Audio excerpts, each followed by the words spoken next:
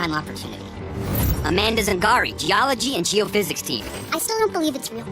Mission leader Alan Stern has devoted 26 years to this project.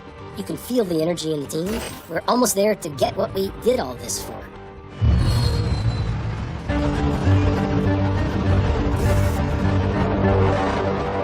New Horizons blasted off on its epic voyage in 2006. The same year that Twitter began. It was the fastest man-made object ever to leave the Earth. A year later, it whizzed past Jupiter, just as the first iPhone was launched. The team used the opportunity to test New Horizons cameras on Jupiter and her moons, grabbing some of the best pictures ever of a volcano erupting in space.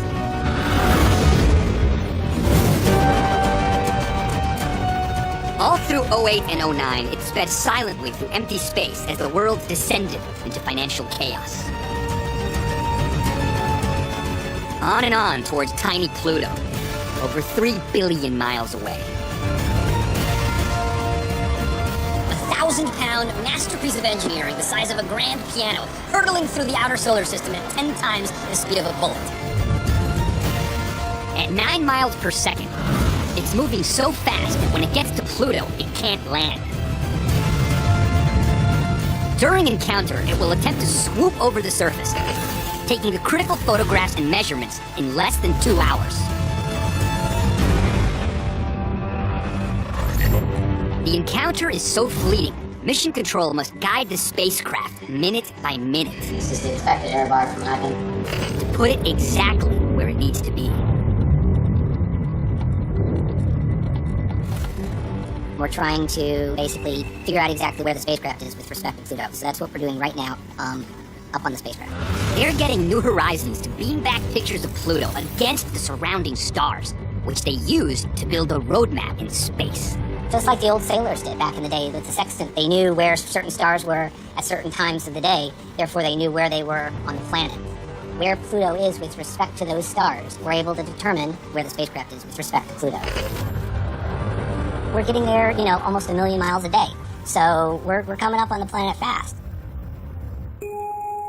We should at last see what Pluto really looks like. But until 10 weeks ago, we had no idea. Even with the world's finest space telescope, Hubble.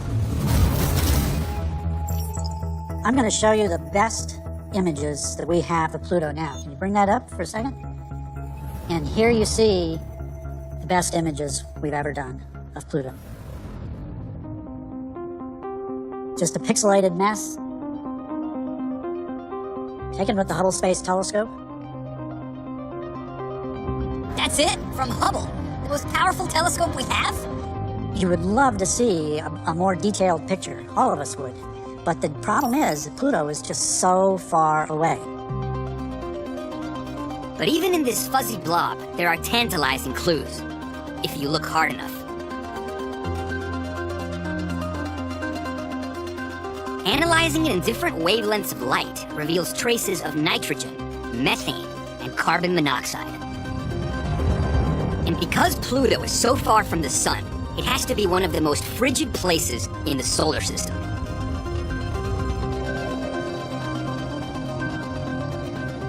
On Pluto, it's about negative 390 degrees Fahrenheit. Gases on Earth would freeze solid on Pluto. Planetary scientist Kathy Olkin imagines what it would be like to stand on Pluto. If we were walking on Pluto, you would see rocks and ice, but the ice would be very different. It's not water ice like we see here. It's nitrogen ice, and carbon monoxide ice, and methane ice. But scientists also think that where the weak sun hits the surface of Pluto, some of the ice could get heated, turning directly into gas. Pluto could be a mountainous world of exotic ice and primordial rock, gases spewing out of its surface. It may look similar to how liquid nitrogen evaporates here. On Pluto, I think the sunlight warms the ice, and that ice goes up into the atmosphere. It's transported by winds to places on Pluto where it's colder. And there, it will condense, perhaps even forming clouds, and then you could be seeing snow or frost falling and condensing onto the surface. So we believe that Pluto has weather.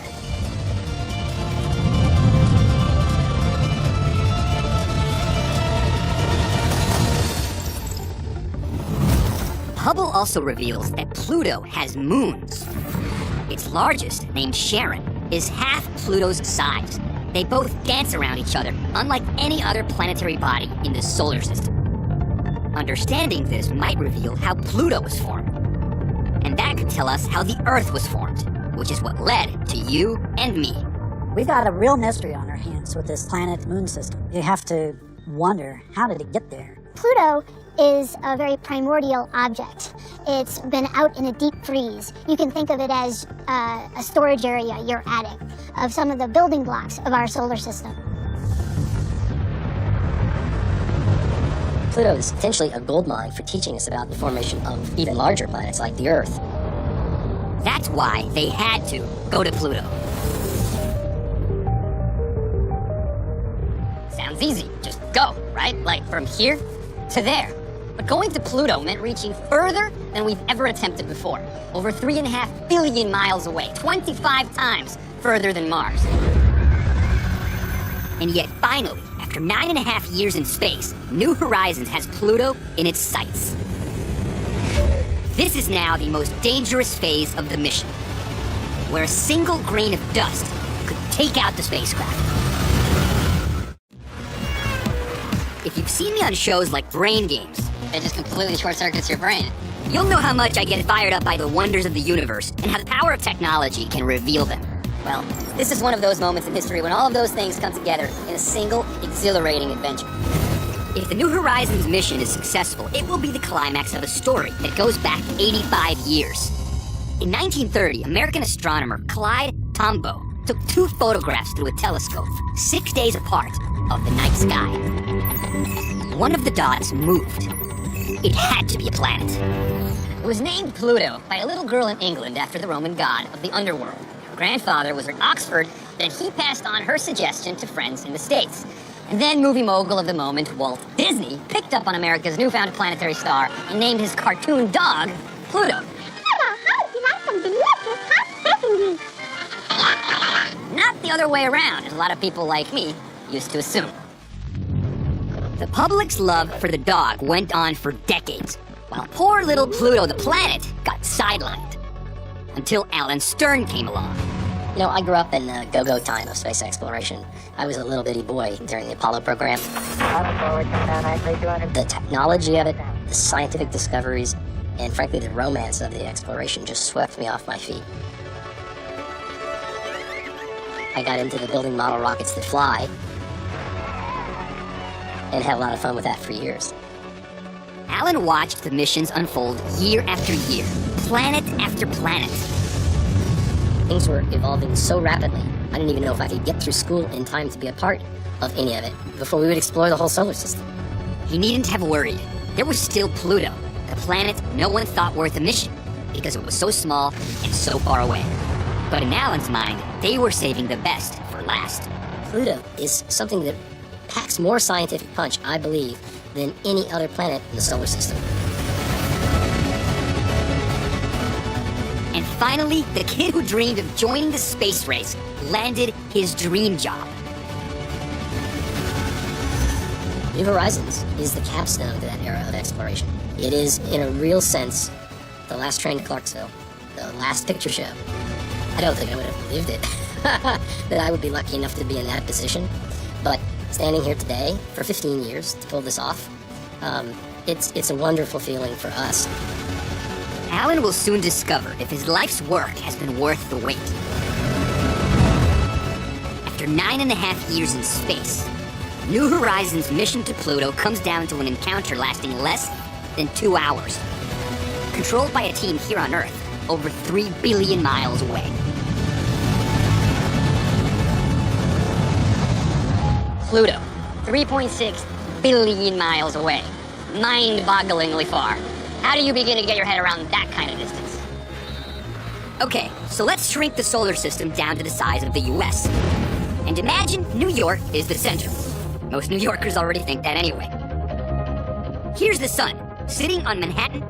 At that scale, the first planet, Mercury, would be at Staten Island. Venus is down the New Jersey Turnpike, and the Earth would be around Trenton. To get to Pluto, New Horizons has had to cross the orbits of all the other planets. Mars, Jupiter, Saturn, Uranus, Neptune. And Pluto is right on the other side of the country, in LA, 40 times further from the sun than the Earth is. That's only some of the time. And that's because of the weird shape of Pluto's orbit. See, if the sun is here and the Earth is here, Pluto's orbit is kind of like that. Right? It puts Pluto 3 billion miles away at its closest, but 5 billion miles at its farthest. This elliptical orbit makes a big difference. Pluto was at its closest point to us in 1989, and since then it's been getting further away. 2015 is our final opportunity in a lifetime to visit this last unexplored world, an opportunity not to be missed. The New Horizons mission was greenlit in 2001. Gave them 14 years from green light to encounter with Pluto. Sounds like plenty of time. Not in the space business. We had to launch New Horizons in one 3-week launch window, barely 4 years after winning the project. 4 years to build the spacecraft that normally takes up to 10 required some creative solutions. We had a very short time to develop the spacecraft, so a lot of the design had to be based on technology that was available. You don't want to be reinventing the wheel. The spacecraft had to meet exacting standards. Above all, it had to be light. So Chris and his team designed a lightweight triangular frame. We cut the corners off of the spacecraft in order to reduce the mass. We chose to avoid mechanisms because mechanisms have a tendency to fail. It needed a reliable source of power. So what about solar energy? Pluto is so far from the sun that they get about 1,000 times less light than we get here on Earth. To put that into perspective, when I put on a pair of sunglasses, I reduce sunlight by a fraction. To reduce sunlight to the level you'd have on Pluto, you'd have to put on 10 pairs of sunglasses. No way you could power a spacecraft with that. So, New Horizons relies on a plutonium-powered generator, which brings its own problems. The power supply gives off some radiation that could be bad for the electronics.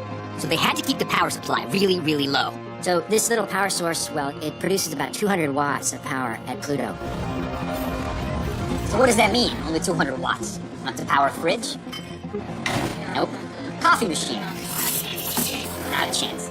Right now, New Horizons is speeding through space, running on just enough power to run a couple of these light bulbs. The spacecraft doesn't even have enough power to run an electric motor to point its radio antenna at Earth. Instead, they have to rotate the entire spacecraft to communicate with home. So to point its cameras and instruments at Pluto will mean pointing the whole spacecraft away from Earth, cutting off all contact with mission control.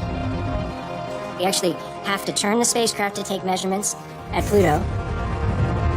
New Horizons will be on its own during encounter. If the flyby hits a problem, the team won't know until it's too late.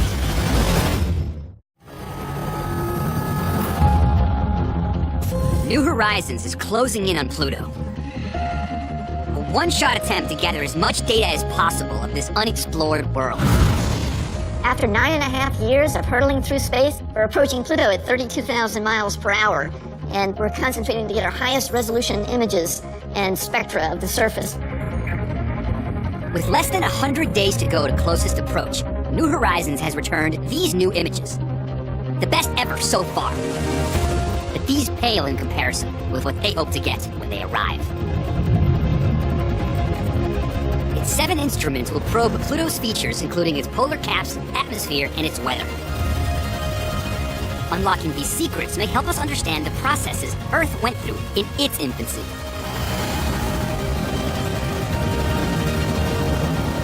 A process that ultimately ended with you and me.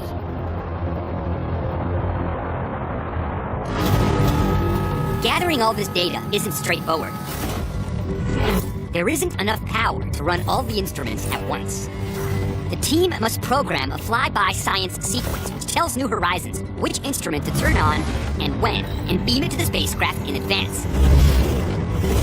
Even traveling at light speed, it takes 4.5 hours for the signal to get there, plus several days for New Horizons to process it. We have to tell the spacecraft what to do days in advance. We can't change New Horizons' plans over a week before the encounter. With the flyby science sequence locked, the climax of this mission comes down to timing. Predicting the exact second New Horizons will fly past tiny Pluto. Scientist Mark Buey shows just how difficult this is.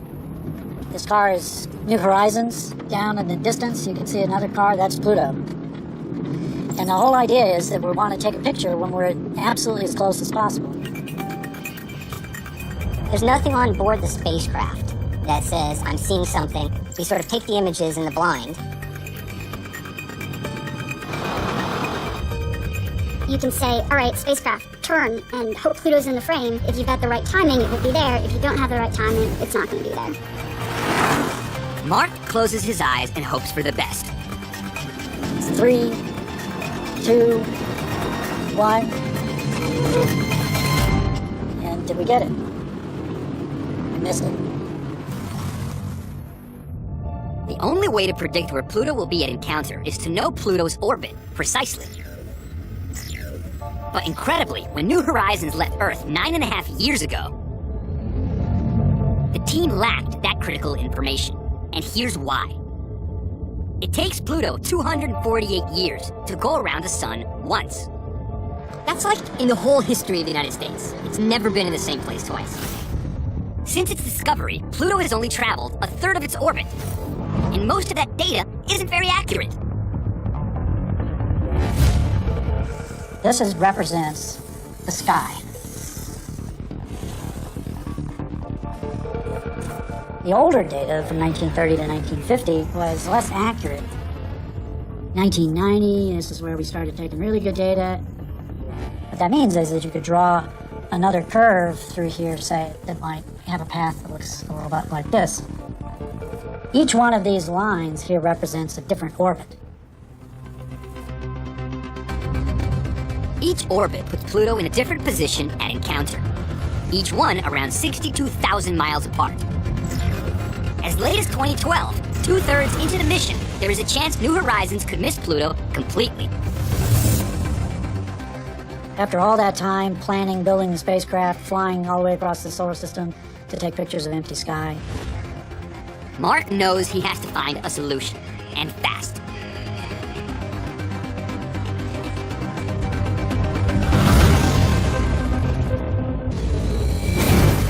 New Horizons has been in space 9.5 years. They think they'll hit their target. But there's no guarantee they'll succeed. That's because in 2012, with New Horizons speeding through space at almost 1 million miles a day, Mark Buey realizes he doesn't know exactly where Pluto will be at encounter.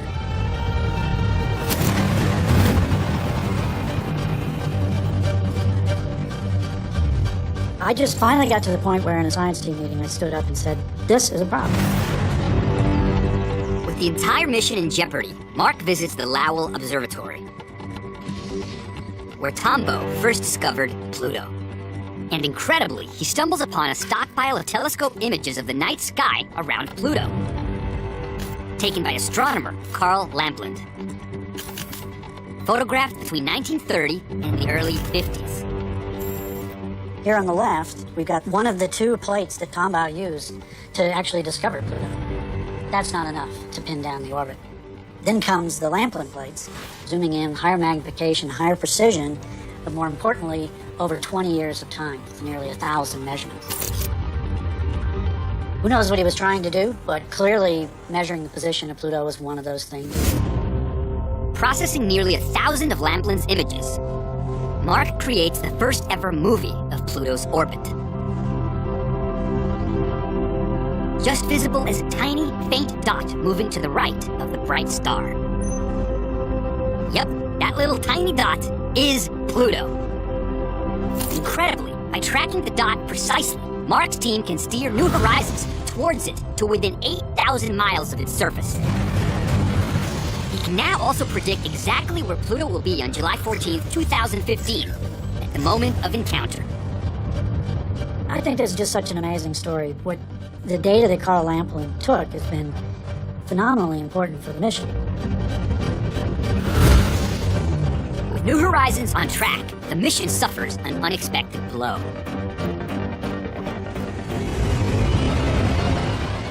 The world's most elusive planet suddenly becomes the world's most contentious. And finally, it is official now, Pluto is no longer a planet. The International Astronomical Union voted it out of the planet business today.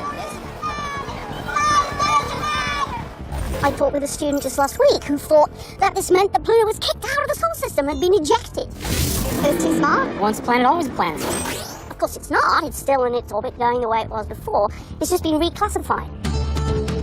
The word planet is strictly defined to be a body rounded by... In fact, Pluto had been officially demoted by the International Astronomical Union.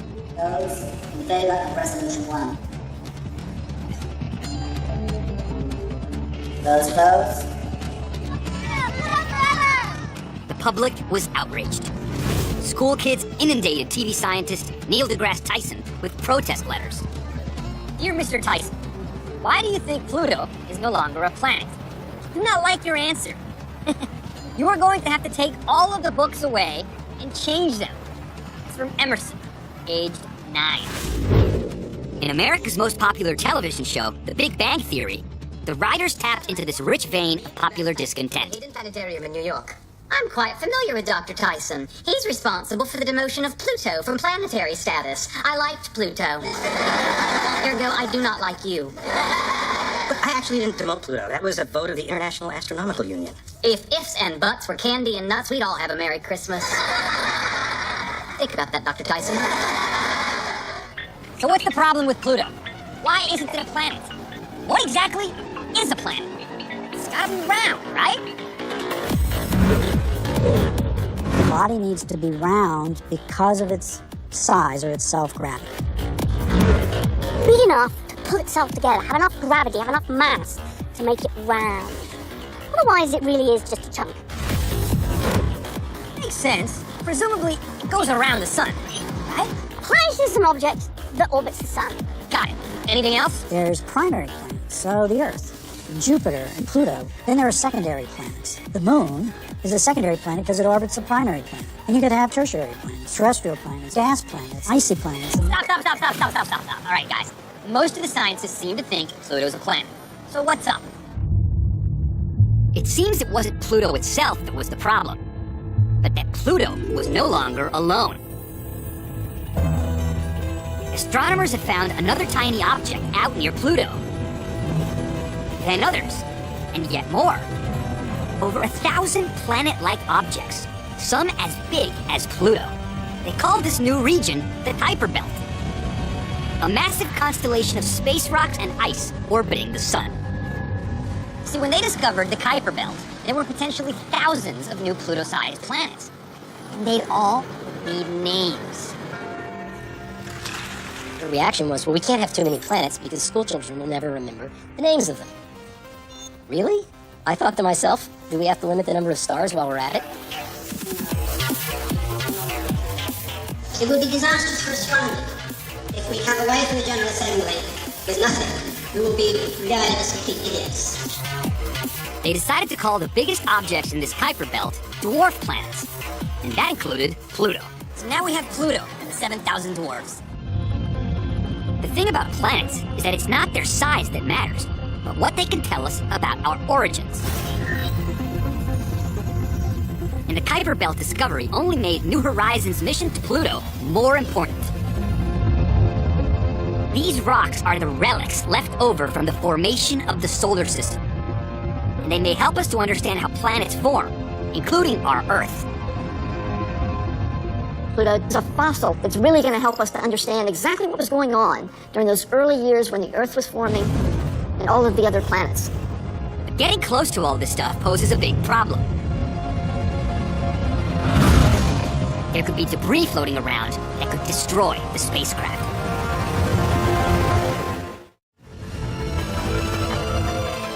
The New Horizons team is guiding the spacecraft towards Pluto and its moons in the final stage of this historic flyby attempt.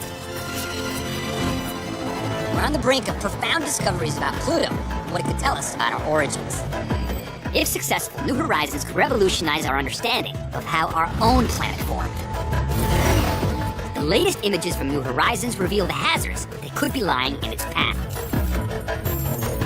Seen here, Pluto is surrounded by its 5 moons, Charon, and 4 smaller objects. Analysis suggests these small moons aren't round, but misshapen chunks of rock, tumbling erratically in orbit around Pluto. The team believed that Charon and the smaller moons could be leftover from collisions early in Pluto's history. We think that they share the same origins, that there was some kind of a giant impact early in their history. 2 objects collide and leave 2 bodies orbiting each other. If New Horizons can get close enough to study these objects, they might prove how Pluto and its collection of moons formed. And that could help explain how our own Earth and moon formed. Kevin Walsh thinks that modern ballistics can explain what they think happened. The first requirement is high speed. The speed of a bullet. The target is Pluto. The bullet is a giant space rock. When the bullet leaves the muzzle, it's traveling at about a kilometer per second. But to actually build a moon, it would have involved an impact between 2 bodies at about the same velocity. New Horizons team think that big pieces of rock impacted Pluto billions of years ago, bounced off, and got caught in Pluto's gravity, creating its moons. If you hit just right angle, it'll slow down that impactor enough that it can remain bound around Pluto, and you can form a moon then around Pluto because you've captured that impactor. If this is how Pluto and its moons were formed, the evidence should be written on their surfaces. But getting New Horizons close enough to see this is extremely hazardous. Any collision at a kilometer per second or faster is not going to be clean. It's going to be really dirty. There's going to be a lot of debris thrown everywhere. Clouds of ancient shrapnel could be lying right in New Horizons' path. Even though it's orbiting at a really low velocity, the spacecraft itself will be coming in at a very high velocity. 10 times the speed of a bullet leaving the sky. And it won't take much to destroy the spacecraft. If New Horizons is impacted by something this size, it could pass through the spacecraft. And once it does, it's quite likely to cut a fuel line, or get into the main computer, and hurt a circuit board, or damage a scientific instrument. If we fly through shrapnel like that, it'll be bad for New Horizons. It could be catastrophic. The team need to guide New Horizons close enough to Pluto and its moons to study them, while keeping a safe distance from debris and shrapnel. Speeding towards Pluto at 1,000,000 miles a day, there is little time left to correct its course. Once we're past that last trajectory control maneuver, we really can't do anything. We just have to hope that space is very big and we're very small and we just don't run into anything. You cross your fingers and hope. 9.5 years in space, journeying over 3 billion miles. Right now, this $700 million spacecraft is on the cusp of revealing the most detailed images of Pluto ever taken.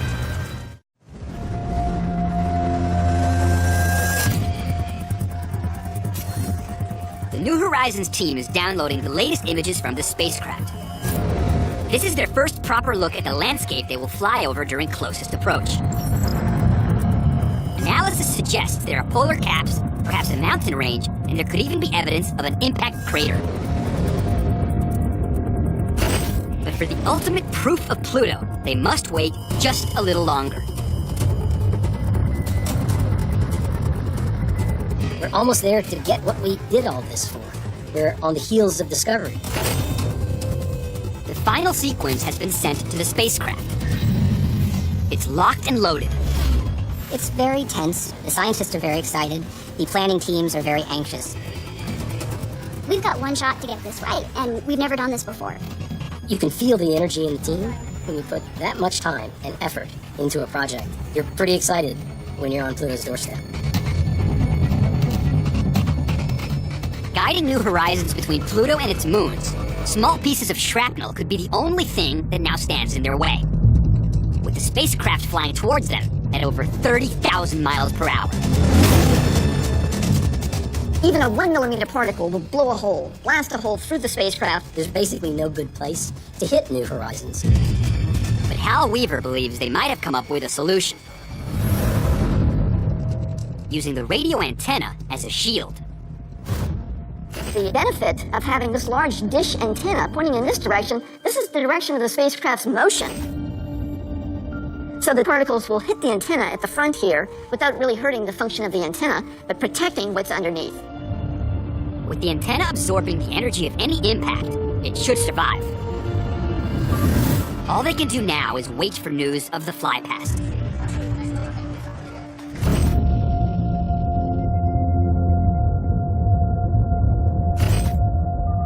On July 14th at 03:15 Universal Time, New Horizons starts its programmed maneuvers. Operating on its own, it turns away from Earth and towards Pluto, cutting all communications with Mission Control.